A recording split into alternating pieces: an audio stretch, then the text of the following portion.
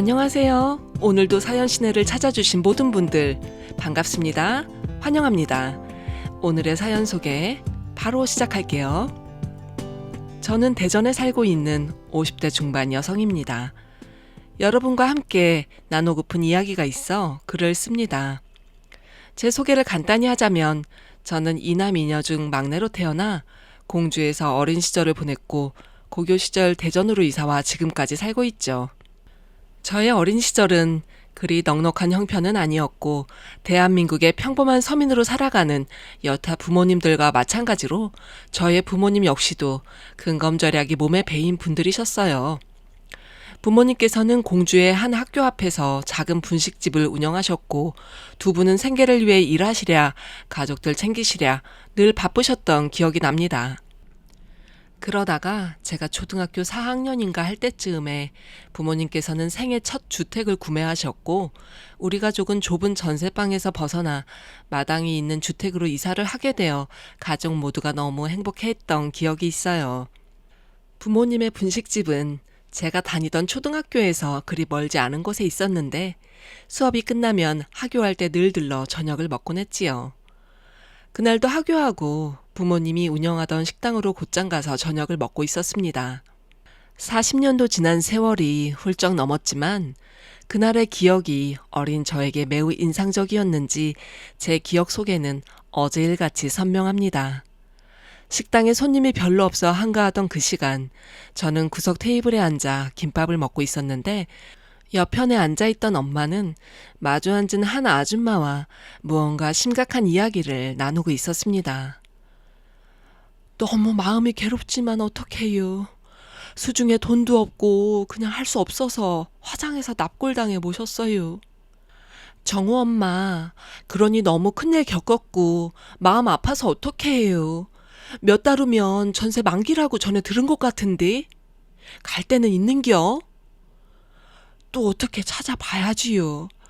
뭐 긴병에 효자 없다고 남편이 너무 오래 병중에 있다 보니까 친척 지인 할 것 없이 돈 있는 대로 다 끌어다 쓰고 전세 빼서 갚아야 할 돈만 산더미요. 그렇게 안간힘을 썼건만 이렇게 허무하게 떠나니 그냥 기운 빠지는구만요.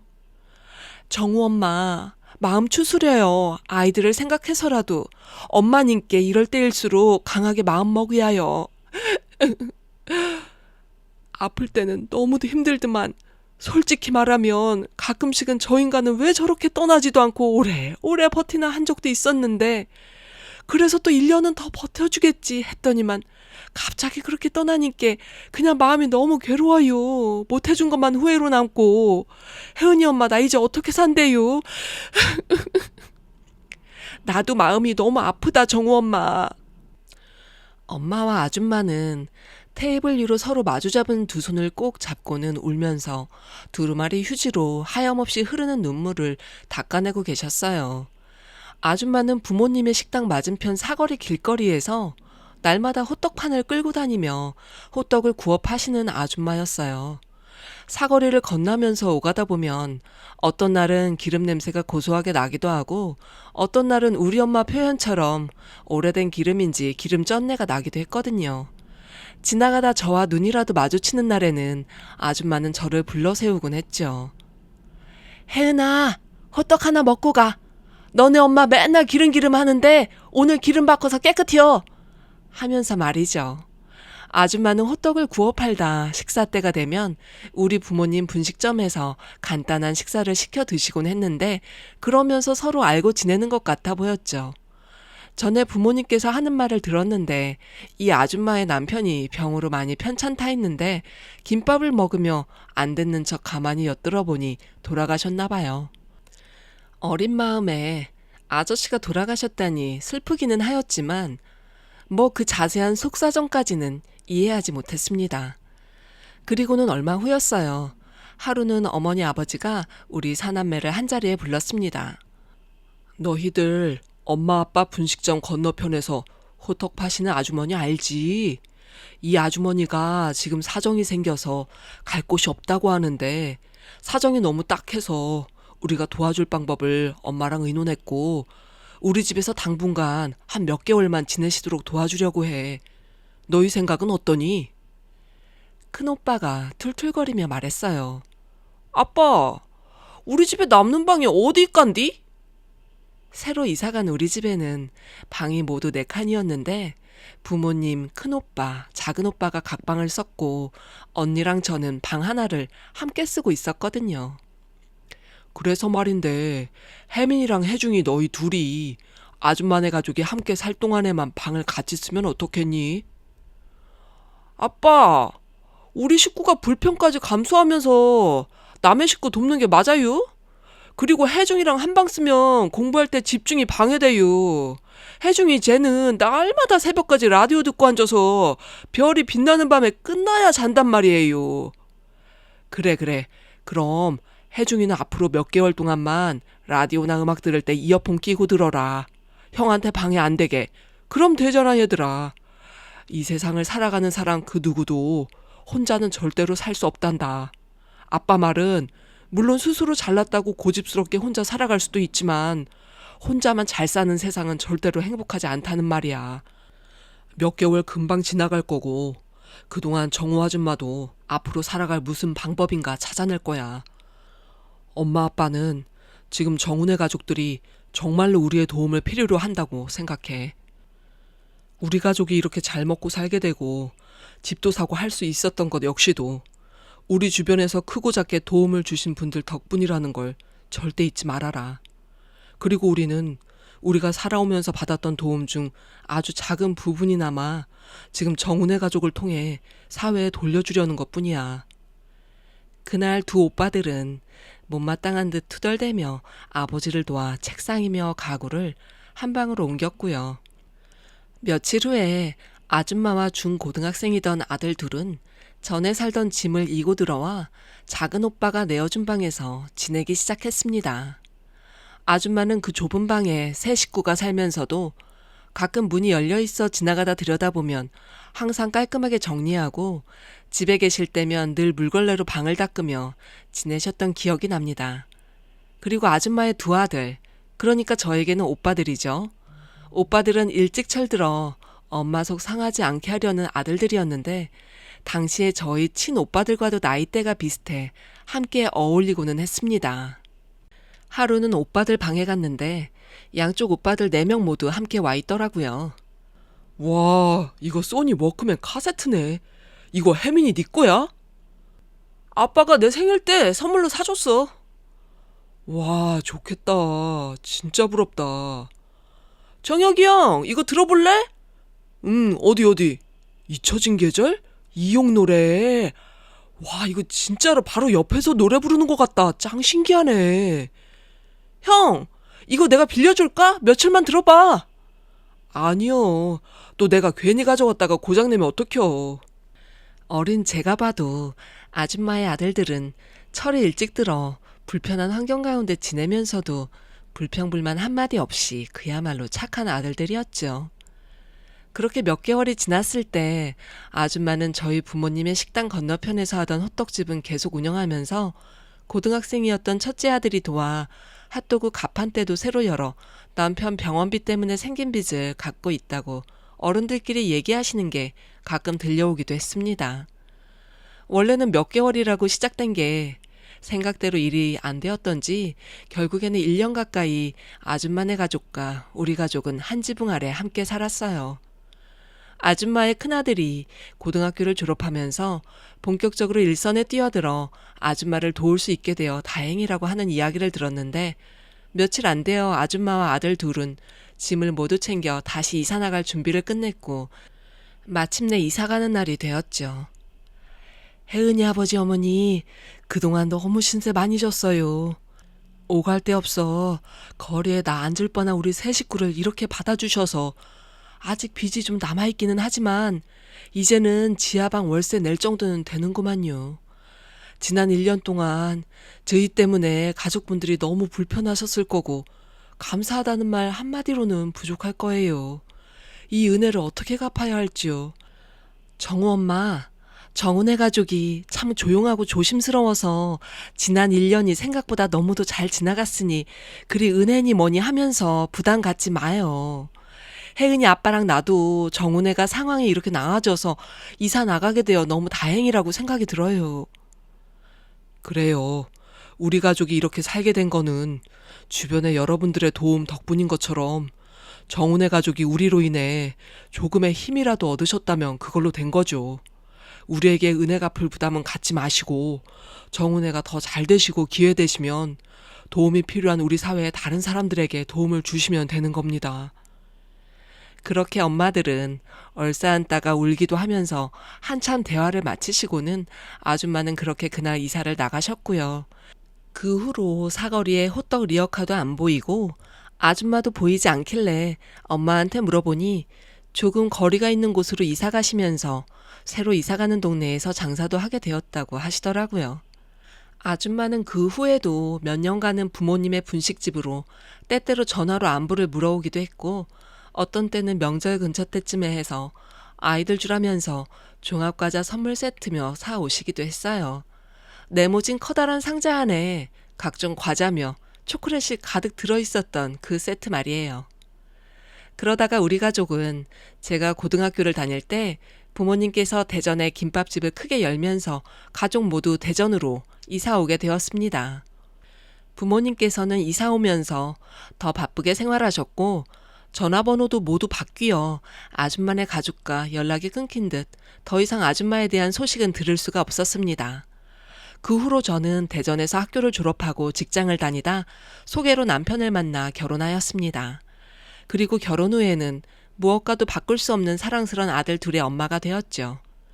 저희 부부는 그냥 평범한 대한민국의 서민으로 대전의 가장 큰 규모인 모 시장 내에서 꽈배기와 고로케 상점을 함께 운영하고 있습니다. 그리 많이 달지 않은 곱고 구수한 팥 앙금이 가득 찬 부드럽고 질기지 않게 쫄깃쫄깃한 찹쌀도넛은 우리 가게의 인기 상품이죠. 새벽부터 포실하게 쪄낸 감자를 으깬 후에 마요네즈, 건포도, 각종 채소가 더해진 소를 그득 넣어 바삭하고 고소한 맛뿐 아니라 든든하기도 해 한 끼 식사로도 손색이 없는 감자고로케도 그 인기가 어마어마하고요. 어머, 말하면서도 저 침 고이네요. 죄송해요. 이야기가 옆으로 샜네요. 하여튼 우리 부부는 여느 부부들처럼 사소한 일로 투닥거리는 날도 물론 있습니다만 뭐 대체로는 신기하다 싶을 정도로 금술 좋게 24시간부터 함께 장사하며 평생을 지내왔습니다. 인생은 희노애락이라지요. 아들들 키우면서 어디에도 비할 데 없는 행복도 컸고 하루하루 보람 있는 생활을 했지만 세월이 많이 지나 제가 40대 후반 즈음일 때는 너무도 마음 아픈 시간이 3여 년간 계속됐는데 저희 친정어머니와 아버지를 3년 사이로 잃은 일이었습니다. 부모님은 연로하고 쇠약해지셔서 돌아가셨지만 저희 남매들은 모두 부모님의 뜻을 받들어 우리가 덜 먹고 덜 입더라도 사회에서 소외되어 도움이 필요한 분들에게 도움의 손길을 내미는 데 주저하지 않고 앞장서고 있습니다. 저희 부부 역시도 한 달에 한 번 정도는 가게 문을 일찍 닫고 요양원, 보육원에 찾아가 봉사활동을 하고 있어요. 그렇게 평생을 습관처럼 살다 보니 나의 시간과 물적 자원을 기꺼이 내어주는 자원봉사 활동이 우리 가족 삶에 없어서는 안 될 참다운 기쁨을 주는 가치가 되었습니다. 저는 아들 둘이 있는데요. 제 자랑은 아니지만 아들들 역시도 올바른 가치를 간직한 채 잘 자라주었고 한편 모든 일에 열심이고 성실한 성인들이 되었습니다. 첫째 아들은 서울의 한 대학에서 기계공학을 석사까지 전공하고 고향인 대전으로 내려와 한 기업에 취직해 직장 생활 중이고요. 둘째는 서울에서 자리를 잡고 살고 있습니다. 첫째 아들이 고향으로 다시 내려온 이유는 대전이 고향이기도 하지만 대전에 본인이 전공한 분야를 꼭 필요로 하는 기업들이 많이 있기도 해서였습니다. 많은 기업들이 대전에 자리하고 있지만 저희 첫째는 그중 한 중견기업에 입사하게 되었습니다. 이 기업은 자동차 부품을 생산하여 납품하는 회사로 요즘 추세인 전기차 배터리와 차내의 열관리 시스템을 전문적으로 연구하고 개발 생산하여 자동차 회사들에 납품하는 회사라고 합니다.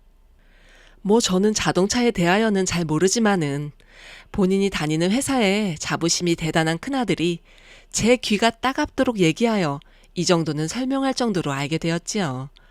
저희 첫째는 자신이 일하는 회사가 제공하는 급여나 직원 혜택도 물론 최고지만 회사의 경영진과 경영 철학 자체가 투명하고 마음에 든다며 회사에 대한 충성심을 보이더군요. 물론 회사 운영의 기본 목적은 경제적인 이득에 두는 것이 당연하지만 직원 개개인을 직원 이전에 사람으로 존중, 대우해준다면서 본인의 직장에 아주 만족했습니다. 아들은 보통은 연구 개발하는 업무를 주력으로 하고 있지만 이따금씩 생산 공장에 방문해 부품 제작 공장을 지켜보기도 하며 개선책을 찾는 업무도 하고 있습니다. 하루는 가게에 출근하여 손님이 몰려오는 바쁜 점심시간이 지나가고 오후에 시간이 좀 남았을 때 남편과 함께 식사를 하는 중이었는데 전화가 울리더군요. 여보세요? 안녕하세요. 이주영 연구원님 어머님 되시죠? 네, 그런데요. 조금 느낌이 이상했죠. 저는 컨트롤 개발팀에서 함께 일하고 있는 한경수라고 합니다. 놀라지 마시고요. 어머님 다름이 아니라 이주영 연구원이 공장 시차를 가던 중에 교통사고로 병원에 입원했어요. 네? 뭐라고요? 그게 무슨 말이에요? 우리 주영이 괜찮은 거죠? 우리 주영이 상태는 어떤데요?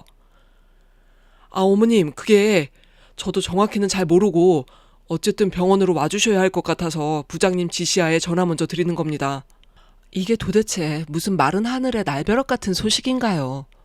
저와 남편은 너무도 놀라 바로 가게 문을 걸어 잠그고는 병원으로 향했습니다. 남편이 손이 너무 부들거려 운전을 할 수 없겠다 하여 시장 앞 사거리에서 택시를 잡아 탔습니다. 병원으로 향하는 택시 안에서도 불길한 생각이 들어 눈물이 멈추질 않았고 가슴이 너무도 뛰어 심장 부위를 두 손으로 부여잡고 눌렀습니다. 병원에 도착해 아들이 있다는 중환자실에 도착하니 응급수술 중이라며 기다리라고 하더군요. 회사 관계자들과 경찰들까지 와서 조사한다며 북적이는데 정신이 하나도 없었습니다. 우리 주영이 한 번만 살려달라며 눈물로 기도를 수천 번 하며 병원 한켠의 의자에 앉아 기다리고 있을 때 아들의 수술이 끝났다고 하면서 회복 시간이 끝나면 일반 병실로 옮겨질 거라는 이야기를 들었죠. 8시간에 걸친 대수술이었습니다. 마침내 자정이 조금 넘었을 때 아들이 일반 병실로 옮겨진다는 말을 들었고 저와 남편의 아들을 따라 배정된 병실로 찾아 올라갔습니다. 다음날 아침에 일어났을 때에도 아들은 의식을 찾지 못하고 있었는데 수술을 담당한 교수님의 말을 듣자니 머리가 멍해졌습니다. 사고로 인한 심각한 골절을 맞추는 수술이 끝난 상태입니다. 그런데 그것보다 더 중요한 게 있습니다. 한 며칠 더 두고 봐야 하기는 하는데 아드님이 척수 손상으로 하반신 마비가 왔습니다. 이게 일시적인 것인지 아니면 영구적인 것인지는 더 두고 봐야 합니다. 그야말로 세상이 무너져 내리는 느낌이었습니다. 병실로 다시 돌아온 우리 부부는 절망 속에 아들을 위해 해줄 수 있는 게 하나도 없다는 사실에 눈물밖에는 흐르지 않더군요. 그 와중에 아들의 수술이 끝난 그 다음 날부터 아들 직장 동료들과 회사 법무팀에서 나온 회사 관계자들이 다녀갔고 누구의 과실인지 법으로 따져야 하는 건지는 몰라도 경찰에서도 2번이나 다녀갔습니다. 법무팀에서는 사고 당시 블랙박스에 모두 찍혔다며 저희에게 상황을 전해주었습니다. 아들과 동료 2명이 한 차에 함께 타고 있었고 아들이 운전을 하고 있었는데 차가 막혀 가다서다 하고 있을 때 무리하게 앞으로 끼어드는 한 차를 피하던 아들이 운전하던 차가 가드레일을 들이받아 회전하던 중에 앞편에 정차 중인 덤프트럭을 들이받았다고 합니다. 건강하던 아들이 하루아침에 의식을 잃고 누워있으니 찾아온 누가 위로를 해주어도 마음에 이르지 않고 괴롭기만 하더군요. 조카의 소식을 듣고 달려온 저희 친정 오빠들과 언니는 안타까움과 충격에 말을 잇지 못하였고요. 이틀 내내 꿈인지 생시인지 분간이 안 가는 너무도 힘든 시간이 이어지고 있을 때였습니다. 회사에서 병문안을 왔다며 몇 사람이 병실 안으로 들어왔습니다. 나이가 지긋한 분도 함께 들어왔기에 저와 남편은 일어나 인사하며 예의를 갖추었습니다. 저는 아들의 상사인가 보다 막연히 짐작 중이었죠. 함께 들어온 사람 중에 곤색 양복을 갖추어 입은 사람이 입을 열더군요. 저희 회사 회장님이십니다. 이 연구원님의 사고 소식을 들으시고 오늘 일정도 바꾸어 오시게 되었습니다. 그런 말은 생략해도 되네, 장비서. 이 연구원님 부모님 되시죠? 네, 회장님이 여기 직접 와주셨군요. 얼마나 놀라셨습니까? 너무도 유감입니다. 이 연구원은 컨트롤 개발팀 소속이긴 하지만 저와 개인적인 인연도 깊습니다. 제가 직접 지시한 프로젝트를 수행하기 위해 특별히 임시 조직된 팀에서 일하였고, 그때 제가 지켜본 이 연구원은 정말 보석 같은 사람이었습니다. 업무 수행 능력은 물론이거니와 인성도 올바른 사람이라 팀원들과 조화를 이루어 프로젝트에서 최상의 결과를 이끌어내는 걸 보고는 정말 부모님이 어떤 분들인지 궁금했습니다. 감사합니다, 회장님.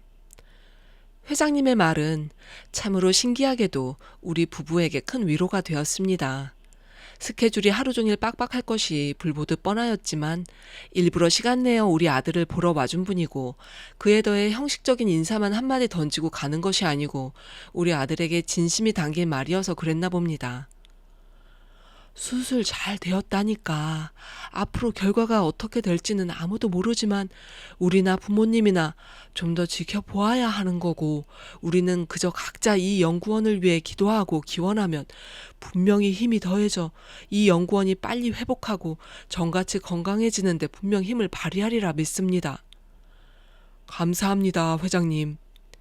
우리 부부는 흐르는 눈물을 닦으며 말했죠. 법무팀에서 이미 직무 수행 중 상해 사고를 검토를 하였고, 급여 역시도 결근중에도 지급될 겁니다. 그러니 병원비 걱정은 하지 마시고 아드님을 돌보세요. 그때였습니다. 정혁이 형? 형 맞지? 깜짝 놀라 제가 돌아보니 조카 아프다는 말에 한달음에 병원에 달려왔다가 잠깐 급한 통화를 해야 한다며 병원 복도로 나갔던 큰 오빠가 서 있었습니다. 회장님은 오빠를 한참을 미동도 없이 바라보다가 다가가 안으며 말했습니다. 혜민이구나. 그렇지? 혜민이 맞구나. 보고 싶었다. 저는 깜짝 놀라 그 자리에서 입을 크게 벌렸고요. 남편은 이게 무슨 상황인가 영문을 몰라 고개를 갸웃거렸습니다. 회장님은 제가 어릴 때 저의 부모님 분식점 건너편 사거리에서 호떡을 팔던 아주머니의 첫째 아들이었던 것입니다. 그 자리에 함께 있던 저의 언니도 깜짝 놀랐고요. 그날은 병원 방문 후에 일정이 있다면서 긴 이야기를 나누지 못하였지만 회장님, 아니 정혁이 오빠는 얼마 후에 우리 가족 모두 식사를 함께 하자며 그날은 그렇게 헤어졌죠. 저희 첫째는 다행히도 수술 일주일 만에 의식을 회복하였고 수술 경과가 아주 좋아 접합수술한 부위는 회복을 잘 했고요. 사고 후 몇 개월 동안 하반신 마비가 회복되지 않아 깊어지는 고민으로 지옥을 오가는 절망을 경험했지만 5개월 정도 재활을 열심히 하던 어느 날 갑자기 발가락이 움직이는 걸 보고 온 가족이 난리가 났습니다. 그리고 그 이후에는 회복 속도가 급속도로 빨라져서 다행히도 2년 정도 지나니 건강을 회복하게 되었습니다. 그 사이 친정 식구들과 첫째 아들과 남편까지 모두 회장님을 만나 재회하여 시간을 함께할 기회가 몇 번 있었습니다. 회장님은 자신이 살아온 이야기를 하며 이렇게 회상하였습니다. 우리 가족이 혜민이네 부모님을 만난 건 그야말로 하늘의 인도라는 생각을 하면서 그동안 살아왔어. 아버지가 막대한 빚만 남기고 돌아가셨을 때 남은 우리 가족 3명은 그냥 암담 그 자체였다. 친척들조차도 빌려간 돈이나 빨리 갚을 생각하라며 등 돌리던 그때 길거리에 나앉게 생긴 우리 가족을 구해준 것은 가족도 친척도 아닌 그간 안면만 조금 있던 엄마가 호떡 팔던 길 건너편에서 떡볶이를 팔던 부부였어. 처음에는 정말 3, 4개월만 아저씨 아줌마네 집에서 신세를 질 생각이었지만 일은 뜻대로 되지를 않았지. 엄마가 3개월 후에 염치불구하고 조금만 더 신세를 지겠다고 어렵게 말을 꺼냈을 때 아저씨 아줌마 부부는 흔쾌히 그렇게 하라며 아무 걱정하지 말라고 하셨단다. 방 한 칸에서 더부살이를 하던 우리 가족을 위해 마치 자기 가족이나 되는 것처럼 가족들이 모두 집에 있을 법한 시간에 퇴근하실 때면 후라이드 치킨 2마리 시킬 걸 1마리 더해 3마리씩 포장해와 우리까지 주시던 아저씨를 잊을 수가 없다. 그때 먹던 치킨 맛은 그냥 말로 표현이 안 될 만큼 끝내줬었거든. 성장기 중고생이었던 우리 형제가 새벽에 일어나 조심한다고는 하여도 덜그럭거리면서 부엌에서 라면을 끓여 먹을 때 도둑 들었나 생각해 깜짝 놀라 뛰어나오신 아줌마 역시도 화 한 번 낸 적 없으시고 조용히 냉장고에서 김치를 꺼내 놓으시고는 밤에 너무 많이 먹으면 다음날 얼굴 붓는다며 한 사람에 2개는 부대 낀다고 1개씩만 먹으라고 잔소리를 하시곤 했어.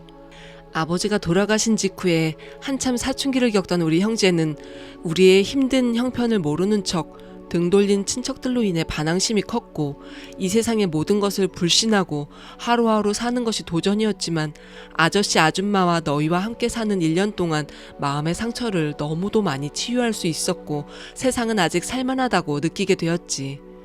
우리가 아저씨 아줌마 집에서 이사 나오던 날 우리 엄마가 울며 이 은혜를 평생 갚고 살겠다고 하자 아저씨께서는 당신에게 은혜 갚을 걱정은 하지 말라면서 이 사회에서 소외된 사람들을 도우라고 하셨고 나는 환갑이 된 지금까지도 그때 아저씨가 한 이야기를 잊을 수가 없다.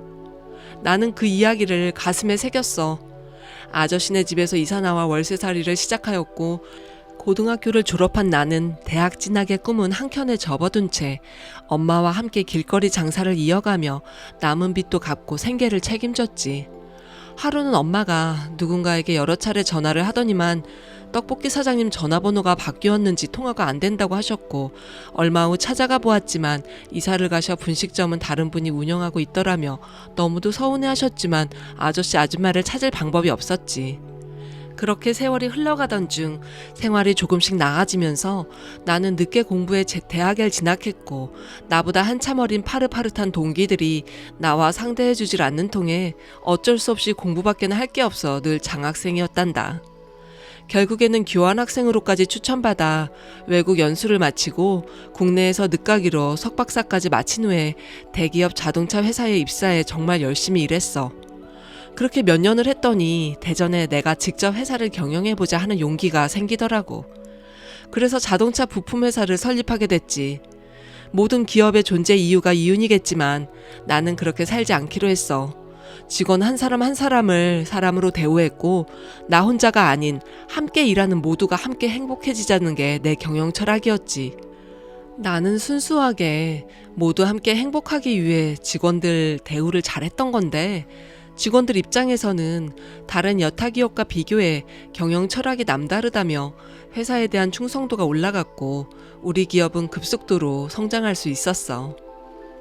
나는 예나 지금이나 내 인생의 참다운 가치는 사람 사이의 나눔에서 온다고 생각하기 때문에 회사가 커질수록 이윤도 커지고 그만큼 나의 나눔의 정도도 커지고 있고 회사의 이윤을 위해 열심히 뛰어준 직원들을 위한 나눔 그리고 또한 사회에서 나의 도움을 필요로 하는 각층 계층에 있는 사람들을 위한 나눔도 실천하고 있어. 나는 내가 이렇게 된 데에는 아저씨 아줌마의 영향이 컸다고 지금도 믿고 있어. 회장님은 자신의 60년 인생을 회상하며 지그시 감았던 눈을 떴습니다. 우리 부모님 모두 돌아가셨다는 이야기를 전해 듣고는 너무도 안타까워하면서 자신의 어머니 그러니까 호떡을 파시던 아주머니 역시도 몇 해 전 세상을 떠나셨다는 말도 해주었습니다.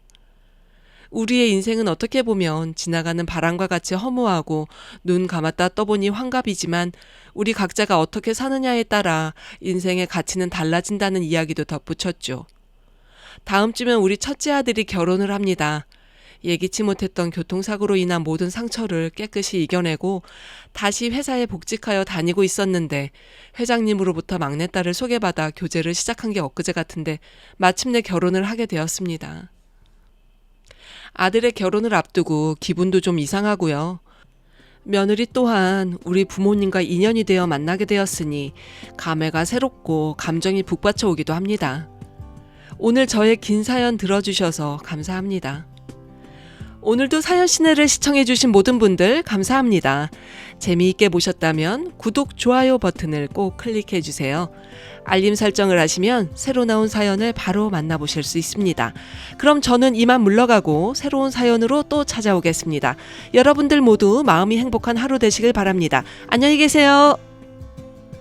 오늘 당신의 하루의 감동과 재미를 선사합니다. 사연 시네